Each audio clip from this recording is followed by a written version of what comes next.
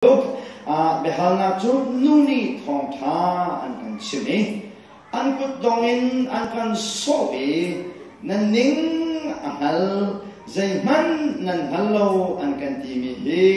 Bible kan lot ko chang dia karwa e Bible leng pin akal chang mi sido kan si zetin na rwa en ka hali chuan dia hal na fe tar na zonga chun kwat khat korin dan lei li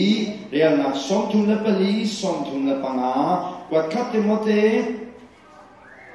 dan ni real na khai khat den lei li tiang poli nu po chu pu na ka dai ten na se ti mi cha chang kha ade hal mi fe tar na ka un lam chi mi si pathian me no na le kan du mi na chu atui Bible cha chang na kala pia mi he sulam dang angai lo be kha ideal nin bak te kha asulam chu asako ti chem ka du mi se ideal mi cha chang chu poli Timothy sena cha kwat mi le korin khwa cha kwat mi chu nu chu biak min chuma dai te num na salo pa ta ai do na se ti mi he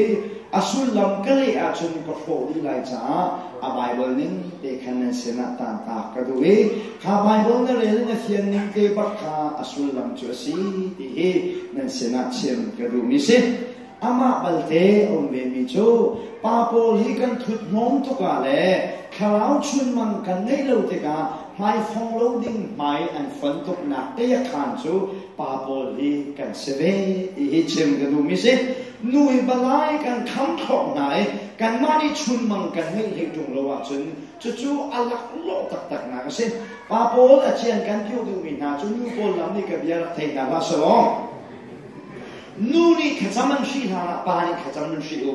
nuni rodul khazaman shi hana pani run shi u nuni taten khana na pani hit taten khamo nuni lari thola na pani lari tholo nu hi rakhat di naw ati ko nu chu nu le na khama mo nam chu la song nai tho du lo boy pa song na thang chat du lo tati khan lo na mang lo ro khazam lo gom lo te ka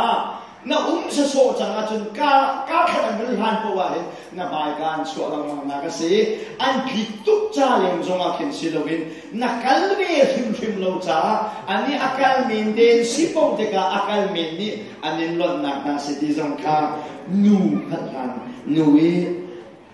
an thei lo lu ka la pa po chen ti kan du min na se cha cha asul lam chu Bible ne ti mi kha han ko buwa pa po ve song he no ngai long kan du e leader sina long kan du e leader simi ni chun a leader sina kha positioning atwa ding salowe let way back in chun mang angai na le thil thar atwa pi na na ken akal sia chun nu bo ju kan nu lai ten an kan zun zung za ko lai sanai pa hoi tu ni chun mang kan nei lo te ka nu pol khan ko ve di lo ve ding ten ka lo kan mai an phong chot kan mai an phon chot na ka rom chu na ka ve sin pan lo cha na kal ve sin pan lo cha so ma se ve di kha chen ka du ni se ka pin ka chu a run ko khoi du tu ti ha lo nan ko khoi zo na ka pin ka chu che mo ka ngai ve ti lo ti hi a nan se na ban ta ta ka du ni se kwa ki pa sidi nu ni an kan lom na ka rom he nu an thel zong chu a chan cha na si chan jong nai na hen voi tam pi chu nu an thel rom na ken pa hi kan chol ji pan lo kan kal jin pan lo cha nu he ai thel ni an lo chan jong hum bia tu si di he lam ta ka ro mi se